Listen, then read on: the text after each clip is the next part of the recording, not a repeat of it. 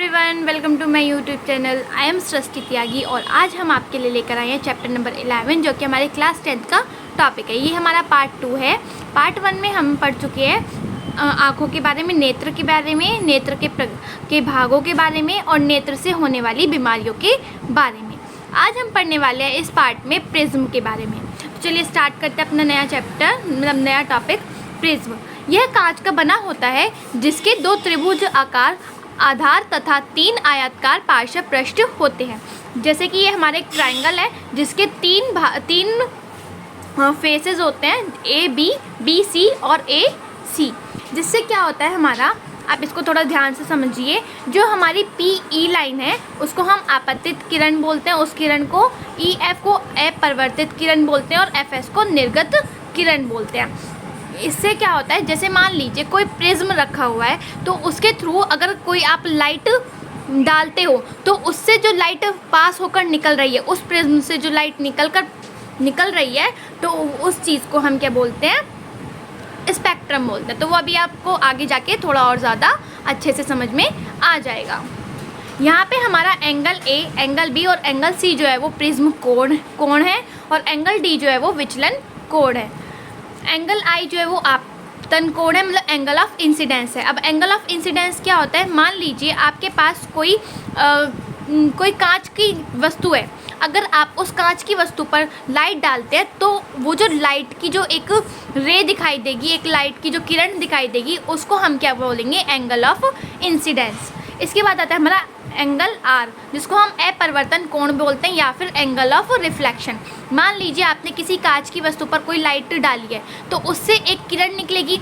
वो किरण उस वस्तु को पार करके जो दूसरी किरण बनाएगी तो उस किरण को हम बोलते हैं अपरिवर्तन कोण या angle of reflection. Angle E जो होता है वो हम निर्गत कोण बोलते हैं जिसको।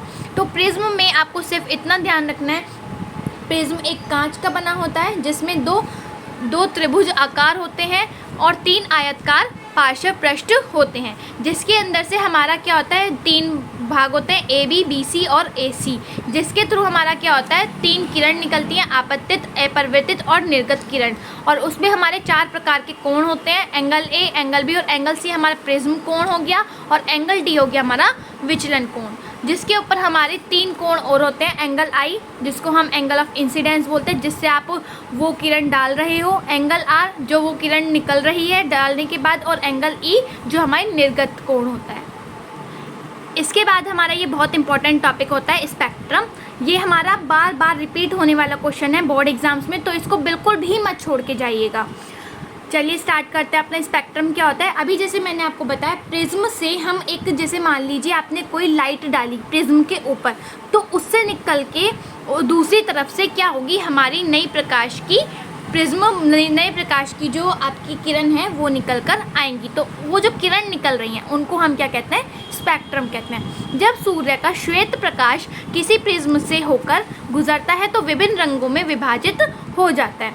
इस वर्णक्रम को विबग्योर से दर्शाया जाता है। यहाँ पे हमारा एमसीक्यू भी बहुत इंपॉर्टेंट बन जाता है कि भाई विबग्योर क्या है या स्पेक्ट्रम में कौन से कलर्स होते हैं, तो आपको ये बोल सकते हो विबग्योर होता है। अब विबग्योर क्या है हमारा, V for violet, I for indigo, B for blue, G for green, Y for yellow, O for orange and R for red. तो ये जो हमारे 7 कलर्स हैं ये हमारे स्पेक्ट्रम को दर्शाते हैं। जब किसी भी प्रिज्म के ऊपर या कांच की वस्तु के ऊपर सूर्य की किरणें पड़ेंगी तो वहाँ से हमारी 7 रंग निकल कर आते हैं। इसका एक हमारा लाइव एग्जाम्पल होता है जो आप सभी ने देखा हुआ है, रेनबो।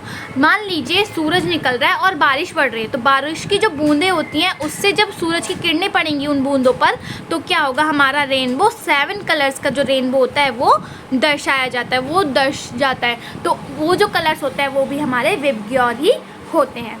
इसके बाद हमारा आता है प्राकृतिक परिघटनाएं तथा वायुमंडलीय अपरिवर्तन। इंद्रधनुष का बनना, आकाश में तारों का टिमटिमाना, आकाश का नीला दिखाई देना, सूर्योदय एवं सूर्यास्त के समय सूर्य का लाल प्रतीत होना, इन जैसी जितनी भी घटनाएं होती हैं वो हमारी प्राकृतिक परिघटनाएं होती हैं। मान लीजिए, इसको आप ऐसे भी समझ सकते हैं, हमारे आसपास जितनी भी प्राकृतिक घटनाएं होती हैं, तारे होते हैं, तारे निकलना, चांद का निकलना, सूरज का निकलना, सूर्यास्त होना, तो ये सारी जो प्रक्रियाएं हैं, आपका आसमान का नीला दिखाई देना, जबकि आसमान नीला नहीं होता है लेकिन दिखाई देना, तो वो सारी चीज़ें हमारी प्राकृतिक परिघटनाओं की वजह से होती हैं।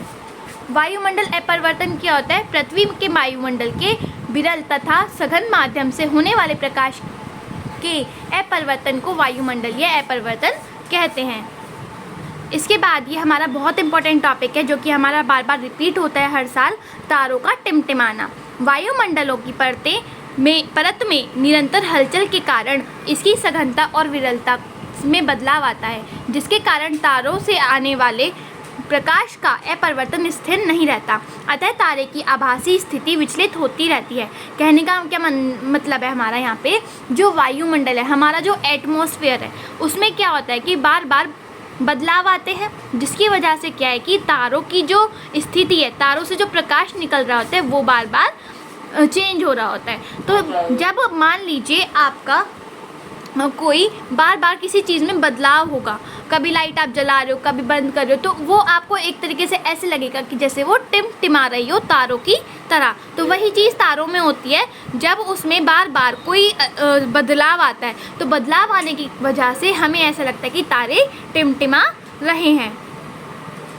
इसके बाद आता है हमारा ग्रहों का टिमटिमाते हुए नहीं दिखाई देना। ग्रह क्यों नहीं दिखते हैं हमें टिमटिमाते हुए, लेकिन तारे तो दिखते हैं? क्योंकि ग्रह जो होते हैं वो अपनी स्थिति, अपनी जगह चेंज नहीं करते, वो जहाँ पर है वो वहीं पर रहेंगे, उनमें भी कोई लाइट वगैरह का कोई सोर्स नहीं होता, तो इस वजह से वो जहाँ रहते हैं उनमें कोई बदलाव नहीं आता, उनकी स्थिति बिल्कुल भी नहीं बदलती, इसी वजह से वो टिमटिमाते हुए नहीं दिखाई पड़ते। इसके बाद आता है हमारा सूर्योदय होने से पहले एवं सूर्यास्त होने के बाद भी सूर्य का दिखाई देना। काफ़ी बार क्या होता है कि सूर्यास्त या सूर्योदय होने से पहले या सूर्यास्त होने के बाद भी हमें सूर्य की किरणें जो होती हैं वो दिखाई देती हैं। वो क्यों? क्योंकि पृथ्वी के ऊपर वायुमंडल में जैसे जैसे हम ऊपर जाते हैं वायु हल्की होती जाती है। सूर्योदय होने के पहले एवं सूर्यास्त होने के बाद सूर्य के चलने वाली किरणें पूर्ण आंतरिक परिवर्तित होकर हमारी आँख तक पहुँच जाती हैं। कहने का क्या मतलब है, जितना हम ऊपर जाते रहेंगे, जहाँ पर हम रह रहे हैं उससे अगर आप ऊपर चले जाओगे, अपने स्पेस की तरफ चले जाओगे, तो वहाँ पर क्या होती है, वायु कम होने स्टार्ट हो जाती है, जिसकी वजह से जो सूर्य की किरणें हैं वो सीधा हमारी आँखों के ऊपर पड़ती हैं, जिसकी वजह से हमें ये लगता है कि जो सूर्य की जो किरणें, जो सूर्य है वो हमें दिखाई दे रहा है, लेकिन असलियत में हमें सूर्य नहीं, सूर्य की जो किरणों की जो चमक होती है वो हमारे पास तक पहुंच रही होती हैं। इसके कारण वास्तविक सूर्योदय होने के 2 मिनट पहले तथा वास्तविक सूर्योदय होने के 2 मिनट बाद तक सूर्य का आभासी प्रतिबिंब दिखाई देता है, क्योंकि वातावरण में, वायुमंडल में जो वायु है वो हल्की होनी शुरू हो जाती है। इसके बाद ये हमारा बहुत ज़्यादा इम्पोर्टेंट टॉपिक है, इंद्रधनुष का बनना। वर्षा के पश्चात, ये अभी मैंने आपको बताया था, इंद्रधनुष का बनना मतलब रेनबो का बनना क्या होता है कि जब मान लीजिए आप बारिश भी हो रही है, जो बूंदें हैं वो भी गिर रही हैं और आपका सूर्य भी निकल रहा है, तो जब सूर्य की किरणें उन बूंदों के ऊपर पड़ेंगे, जो कि बूंद क्या करती हैं, एक प्रिज्म का काम करती हैं, तो जब उसके ऊपर एक लाइट पड़ेगी, वो आपकी सूर्य की किरणें पड़ेंगी, तो क्या करेगी, वो 7 रंग की लाइट रिफ्लेक्ट करेगी, 7 रंग की लाइट को दर्शाएगी। तो वो जो 7 रंगों की जो लाइट दर्शाई जाती है उसको ही हम इंद्रधनुष या फिर रेनबो कहते हैं। वर्षा के पश्चात वायुमंडल में उपस्थित जल की सूक्ष्म बूंदें सूर्य के प्रकाश के लिए प्रिज्म की भांति कार्य करती हैं। सबसे पहले प्रकाश का प्रवर्तन तथा विक्षेपण होता है, जिसके कारण प्रकाश 7 रंगों में विभाजित हो जाता है।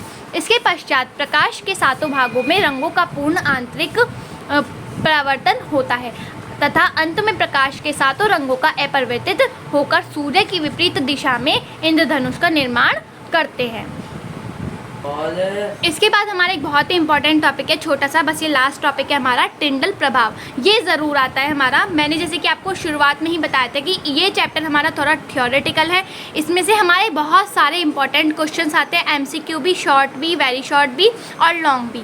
तो ये चैप्टर आप बहुत ही अच्छे से पढ़िएगा, जितनी बार चाहे उतनी बार आप अच्छे से समझ सकते हैं, इसी वजह से मैं आपके लिए वीडियोज़ डालती हूँ। अगर आपको वीडियोज़ अच्छी लगती है तो प्लीज़ लाइक कीजिए, शेयर कीजिए, कमेंट कीजिए और चैनल को ज़रूर सब्सक्राइब कीजिए, क्योंकि जो आपने चैनल सब्सक्राइब किया हुआ था वो चैनल बंद हो गया, तो ये मेरा न्यू चैनल है। और अगर आपको ऐसे ही और चैप्टर्स की वीडियोस चाहिए तो चैनल पे जाके प्लेलिस्ट बनी हुई है क्लास 10th की, तो आप उसमें जाकर भी चेक कर सकते हैं। सारे ही चैप्टर्स की आपको उसमें प्लेलिस्ट बन जाएगी। और अगर आपको कोई टॉपिक नहीं मिल रहा है तो आप मुझे कमेंट करके बता दीजिए, मैं जल्दी से जल्दी आपको अवेलेबल कराने की कोशिश करूँगी। तो चलिए अपने स्टार्ट करते हैं। टिंडल प्रभाव। वायुमंडल में उपस्थित कणों द्वारा प्रकाश के प्रकीर्णन की परिघटना को टिंडल प्रभाव कहते हैं। इसको हम उदाहरण की सहायता से ज़्यादा अच्छे से समझ सकते हैं।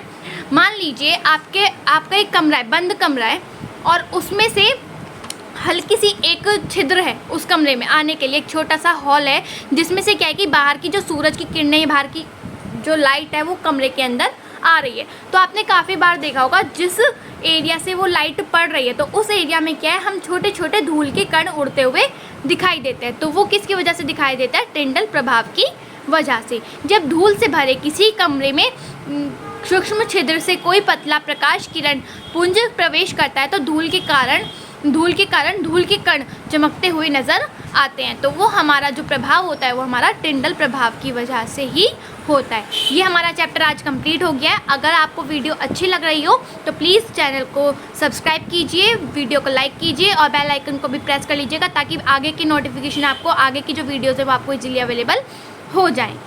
अगर आपको वीडियो अच्छी लगी हो तो please like, share and subscribe my channel. Thank you.